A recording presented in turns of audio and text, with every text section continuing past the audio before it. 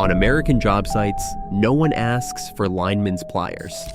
They ask for their Kleins, not as a brand preference, but as a reflex. The word is passed from journeyman to apprentice, like something inherited.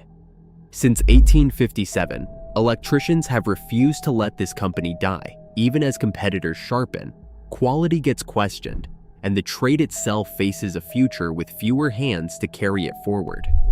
To understand why, you have to start with what a pair of pliers actually means to the people who build the grid. On job sites from Boston to Bakersfield, the word Kleins carries a weight that is hard to explain to outsiders. It is not just a brand name, it is a password, a badge, a kind of shorthand that signals you belong. Ask around any electrical supply counter and you will hear it said as naturally as hammer or tape.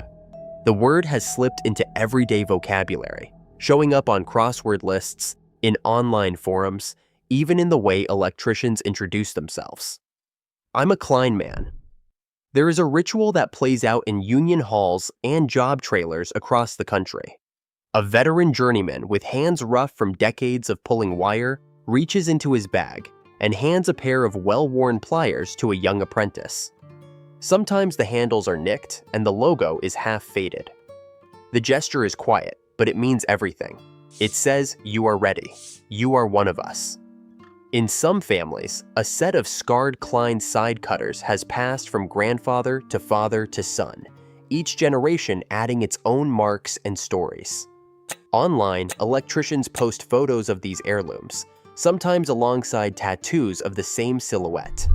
Some people keep the first pair they ever bought, even if the jaws are dulled, refusing to throw them away. Others talk about the day a mentor gifted them their first set, describing it as a moment of real pride, the point when the trade stopped being just a job and became a calling. The language of the trade reflects this bond. In the Midwest, Klein's is used for any lineman's pliers, regardless of who made them.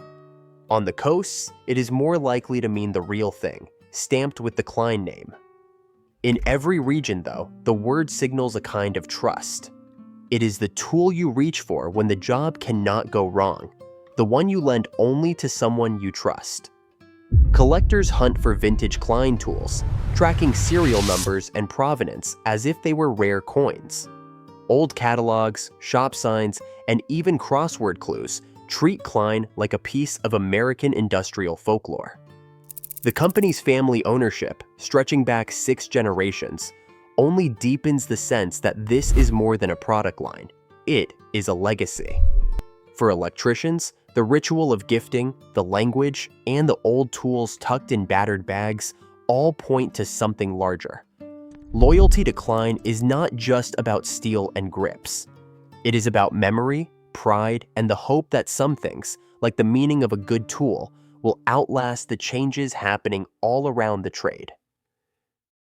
In the spring of 1857, a telegraph lineman stepped into a cramped Chicago forge with a broken pair of side-cutting pliers. The man behind the anvil was Mathias Klein, a German immigrant whose name barely registered in the city's directories.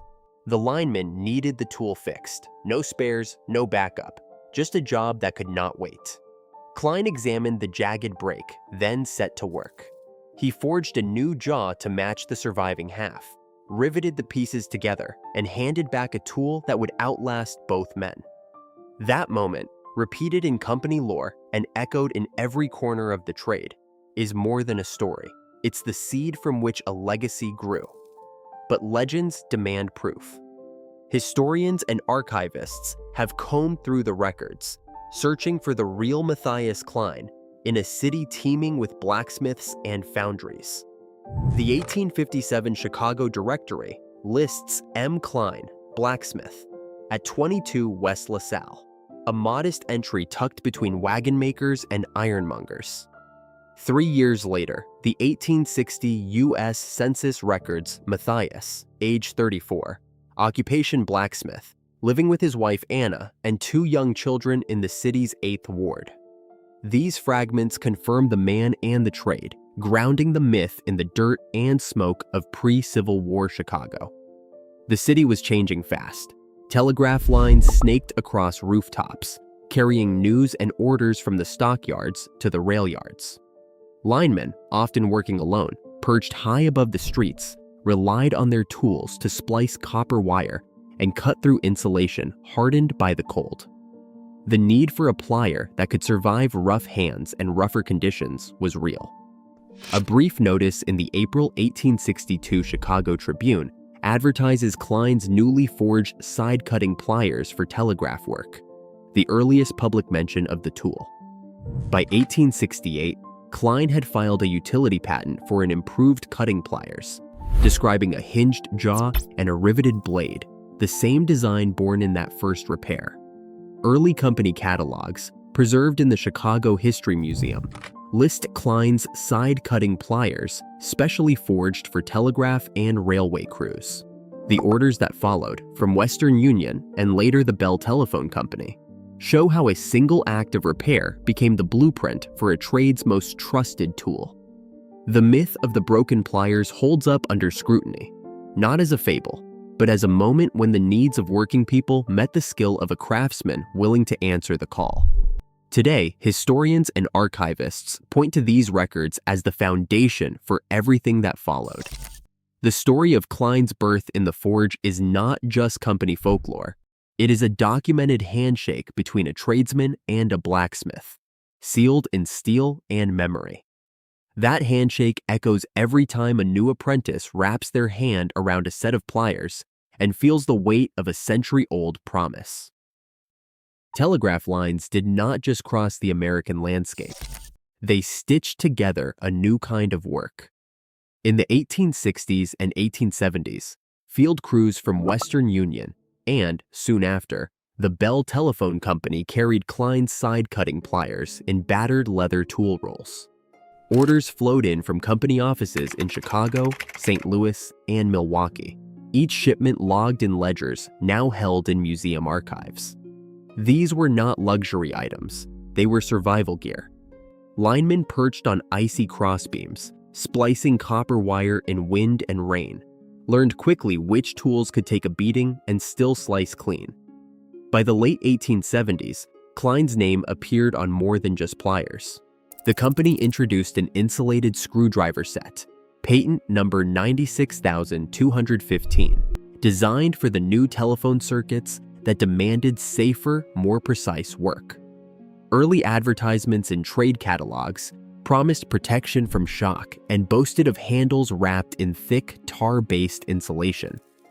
Utility companies ordered these by the crate, equipping crews tasked with wiring the first long-distance lines between cities. Klein's ledgers from the period show regular shipments to Western Union depots and Bell's installation teams. Each tool was a response to real hazards, live wires, brittle insulation, unpredictable weather. For the men on the lines, Klein's tools became as much a part of the uniform as the canvas belt or the climbing hook. The adoption was not about branding or loyalty, it was about function. A Klein tool was the difference between finishing the job and climbing down empty-handed. In those decades, the company's reputation spread not through advertising, but through the hands and stories of the crews who built America's first wired networks.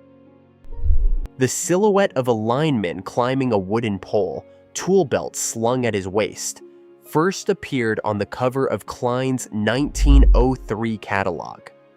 It wasn't just a drawing, it was a declaration, a visual promise that these tools belonged to the men who built the country's new electric and telephone lines, high above the streets and fields.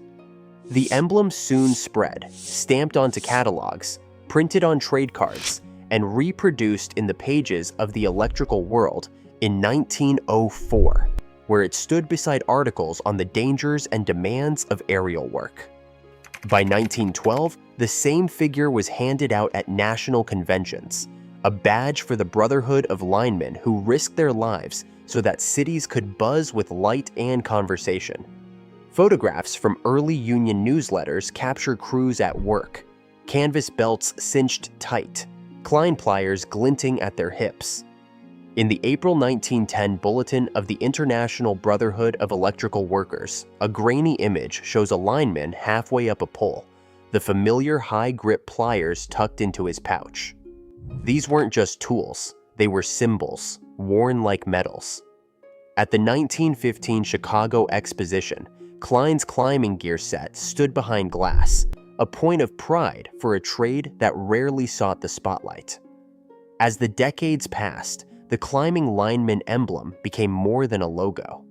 It was a mark of trust, a quiet assurance that the tools in your hand had been tested by those who came before. Every new product, whether a wire stripper or a heavy-duty belt, was measured against the memory of that first climber. The image still lingers, an expectation that every tool bearing the name must live up to the risks and traditions of the trade. For generations, the emblem has bound together skill, sacrifice, and solidarity, reminding every electrician that they are part of something larger than a single job or a single brand. A new generation of electricians stands at the tool wall, weighing options their mentors never imagined. Where the old-timers reached for Klein without a second thought, younger tradespeople scan the shelves for names like Knipex, Wera, and Wiha. These German brands, once rare in the US, now line the aisles of every major supplier. Their pliers promise sharper cuts, lighter frames, and grips shaped for hands that spend long shifts pulling wire and twisting conduit. For some, the difference is obvious the first time they snip a live wire with a Knipex or feel the balance of a Wera driver. Online reviews and job site banter compare cutting gaps, handle comfort, and edge retention down to the millimeter. Klein still commands about a quarter of the American electrician's hand tool market, but the numbers are shifting. Industry estimates put the company's share at 25 to 30%, with European brands climbing steadily, especially among apprentices and non-union crews. The gap narrowed after 2009, when Klein struck a deal to sell its tools through Home Depot, putting the brand within reach of do-it-yourselfers and new tradespeople alike. For some, this wider availability is a point of pride. For others, it raises questions about exclusivity and quality. On job sites, the debate is practical, not just sentimental. A young electrician, fresh out of trade school, lays out a Klein and a Knipex side by side. He wants to know which one will last longer, which one will save his knuckles after a 10-hour shift, which one will survive a drop from the top of a scaffold. The old loyalty is still there, but it is no longer automatic. Every purchase becomes a small referendum on what matters most: tradition, performance, or price. The result is a toolbox that now holds rivals, not just relics, and a loyalty that must be earned anew. The Mansfield, Texas plant hums with the sound of steel being pressed, cut, and forged. Here, Klein's promise of "Made in America" is more than a slogan. It's the daily work of hundreds of hands shaping pliers, strippers, and screwdrivers on the same soil where the company's founders once staked their future. The plant's induction hardening line brings cutting edges to a hardness of 58 to 62 HRC, and CNC machines carve handles and jaws to precise tolerances. Nearly 95% of Klein's core hand tools are produced in the US, a point of pride for many in the trade. But the badge of origin alone doesn't settle the question that hangs over every new tool. Does it measure up? On a battered workbench, a young electrician compares a fresh Klein side cutter to his mentor's decades-old pair. The new tool is solid, but he feels the difference in the handle contour, slightly bulkier and the rubber a touch stiffer. Online, forum threads dissect the latest batches, with some users posting photos of cutting gaps and edge wear after a few months on the job. Endurance tests in independent labs show Klein's pliers reliably surviving 2,000 bend cycles. But some German rivals push past 2,500 before showing fatigue. Ergonomics become a sticking point. Complaints about wrist strain and handle thickness appear more often now than in years past. Inside Klein's own testing labs, tools are crushed, twisted, and torqued until failure. The numbers usually hold. Most pliers meet or exceed ANSI standards. But for electricians, numbers don't always settle the matter.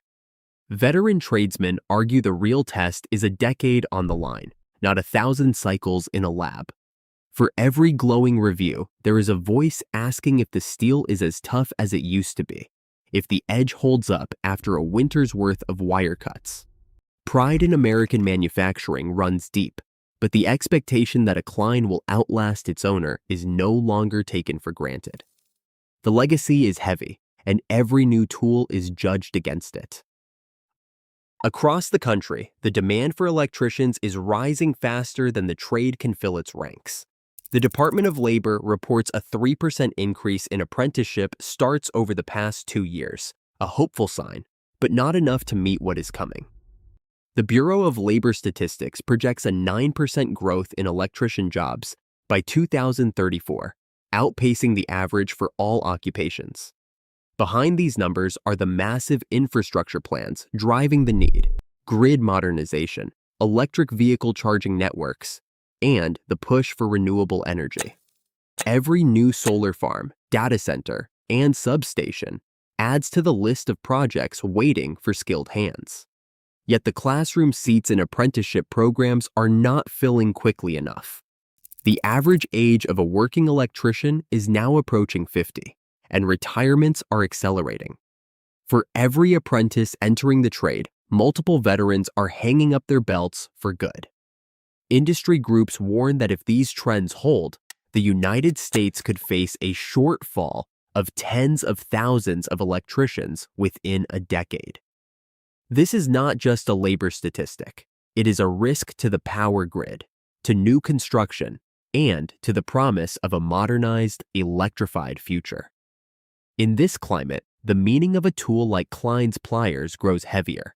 The skills, the knowledge, and the pride that once passed quietly from mentor to apprentice are now in short supply.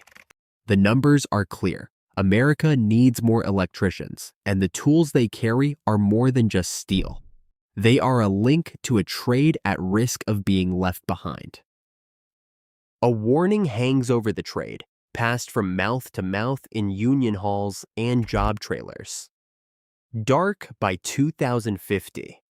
The phrase has become a kind of quiet slogan, less a prediction than a fear. A future where the lights go out, not for lack of wire, but for lack of hands to run it. On a rainy morning, a veteran electrician stands with a young apprentice beneath the hum of fluorescent lights. In his palm, a pair of Klein pliers, handles scarred and steel dulled by years of work. The handoff is silent, but the meaning is heavy. The old man's grip lingers a moment longer than usual. For the apprentice, the tool is both a gift and a burden, a symbol of trust, but also a challenge.